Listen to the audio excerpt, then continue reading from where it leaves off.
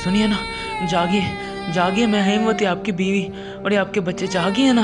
अनंत बाबू, इन्हें जगाइए ना। अनंत बाबू, भाभी मैं जो कर रहा हूँ यह अप्राकृतिक है। सुरेन की आत्मा को कष्ट पहुंच रहा है।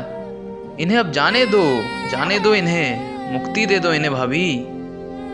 हेमवती, नहीं नहीं, कम से कम इस अवस्था में भी हमारे साथ मौजूद है।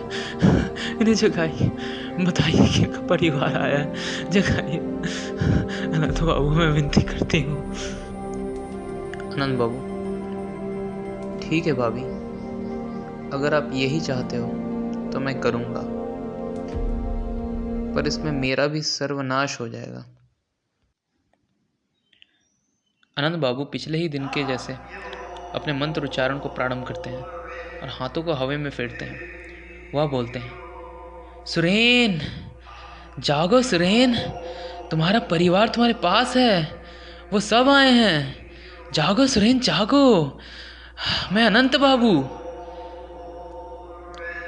करीब आधे घंटे ऐसा करने के बावजूद भी जब कोई फल न मिला तो अनंत बाबू ने कहा कि यह विधि वापस रात में प्रयास करेंगे।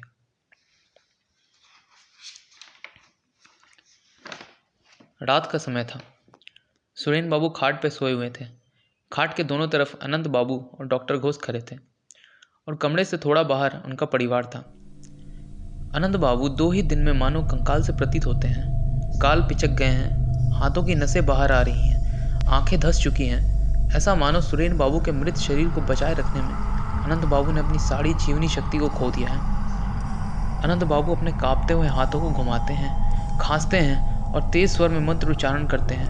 उनकी सांस चढ़ती जाती है, आंखें ओझल होती जाती हैं, स्वर धीमी होती जाती है, पर मानो वे अपने सारे शरीर की शक्ति को एकत्रित करते कर पुकारते हैं, सुरेन, मेरी आवाज़ को पहचानो, जागो जागो सुरेन, सुरेन, सुरेन, सुरेन।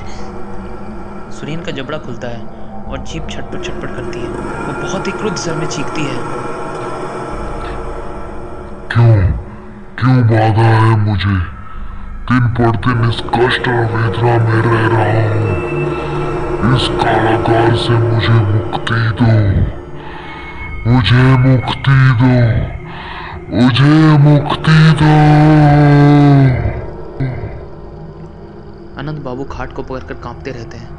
क्षण बर क्षण उनका चेहरा और क्षीण और मांसपेशीहीन होता जा रहा है।